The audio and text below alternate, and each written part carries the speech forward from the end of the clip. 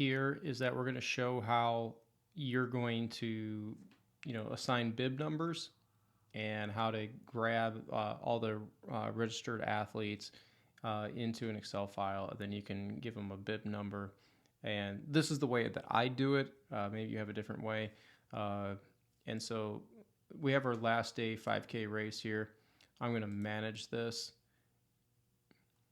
And I'm going to come up to downloads.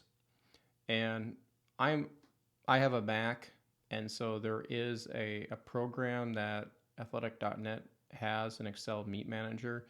But for this program is that you have to be PC. And so you can see here it runs on PC, not on Macs. So if you're a PC person, go for it. I'm not, so therefore I can't. So coming back here, out of all these different downloads that you can possibly use, I'm going to use the results form. I think this is the cleanest and easiest one to use. If you're just like, hey, dude, I got one small meet I need to run. I don't need to go all fancy, don't need the chips and all that kind of stuff. You just kind of do it the old fashioned way. So results form, download that for all teams. And we should probably only have one team here. Goes into our download, and you can see we have our one girl who is registered from Ambler. If you had all your middle school teams and your high school teams, for both genders, is that, it's going to have the whole thing listed there. And I'll show you that. And for the purposes here, you can open up in Numbers or Excel, which either. And what I'm going to do is that, there is a place and there is a time. This is, don't get rid of those. What I'm going to do is I am going to insert a column before it and just give it bib. And then here, this is where I will assign bib numbers to the kids. Bibs are really needed for, larger races if they're small enough, not a necessity, but it's a good formality to always have. And just, depending on your needs. And so that's where I would assign the bib numbers, and this would be my master roster list for everybody. And then as you have your teams, you can sort by teams, and then you can, give those packets out with the specific bib numbers to each one to each coach, that is, at your coach's meeting. So I'm going to use the results form, and just to get a better view of kind of how this all looks is I'm going to go back and go to the Norvik Invitational. I'm going to manage that one. Again, I'm going to go to downloads. I'm going to go down to results form. I'm going to download the file for all teams.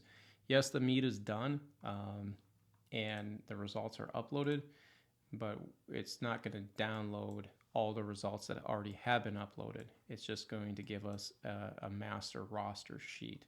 So again, from here, you can see we have it initially broken up by each race. So we got the high school boys varsity race as Division 1.